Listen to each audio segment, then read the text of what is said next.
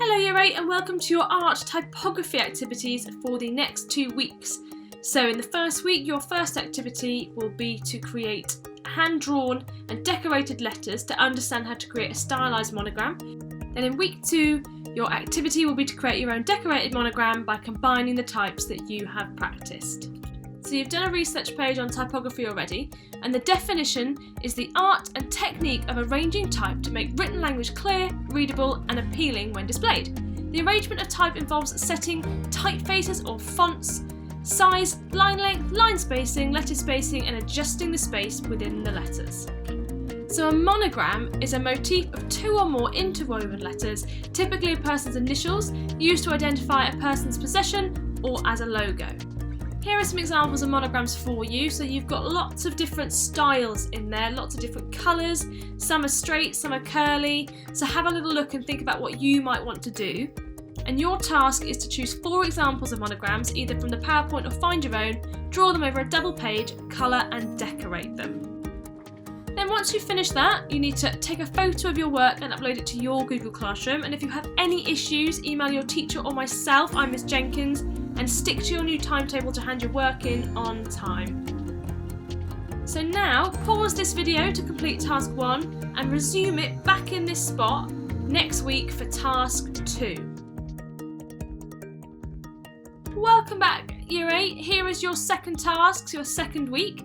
Remember, we were looking at monograms in the form of type, so letters and initials that are coloured and decorated in a certain style. So your activity for this week is to create your own decorated monogram letter by combining the letters that you have previously practiced, and this is the example that I have done for you using the letter Q.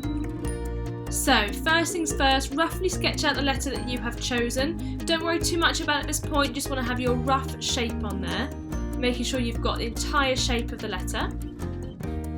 After that, you want to neaten up the edges, so make it more neat, make it more like the shape of the letter so you've got a single line drawing. So next step is to add your decoration, so add your detail to your letter. So I've got some lavender flowers on there, I've got some circles within the actual shape and lots of lines and swirls and dots around the edge of the letter. Now you need to start thinking about how you're going to colour your letter. So I decided to outline my shape, so you do the same if you need to as well, and if you don't, then just wait for the next step.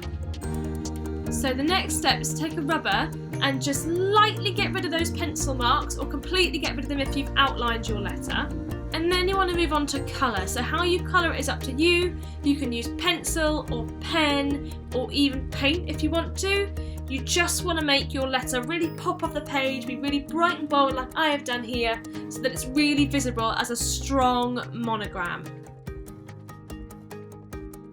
So this is what the finished piece looks like, really bright and bold like I'd love yours to be.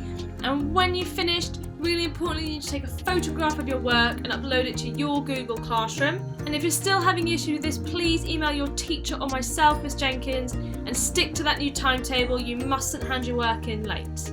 So that's those 2 activities with typography done. There'll be another 2 next week. Well done, Year 8.